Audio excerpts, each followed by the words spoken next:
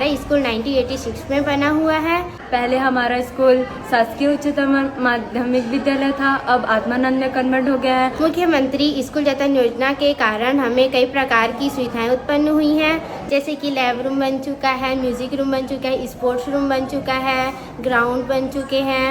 हमारा स्कूल पहले बहुत जर्जर स्थिति में थी, अब बहुत सारे सुविधाएं उपलब्ध हो गई है, जैसे कि लैब बन गया है, नया म्यूजिक रूम आ गया है, बाथरूम टॉयलेट साफ सुथरे होने लग गए हैं, पूरे स्कूल का साफ सफाई का ध्यान बहुत ज़्यादा रखा जा रहा है। पहले की तुलना से अब हमारी एग्ज़ामें बहुत ज़्यादा होती है। ऐसा था कि मतलब एग्ज़ाम उतना ज़्यादा होता नहीं था, हर हफ्ते वीकली टेस्ट भी होने लग गया है, उसके चलते हमारे बोर्ड एग्ज़ाम के लिए बहुत ज़्यादा तैयारी होने लग गई है। स्कूल जतन योजना को लाने के लिए मैं मुख्यमंत्री जी को बहुत बहुत धन्यवाद देती हूँ। मुख्यमंत्री स्कूल जतन योजना को लाने के लिए मैं मुख्यमंत्री जी को बहुत बहुत धन्यवाद देती हूँ। धन्यवाद।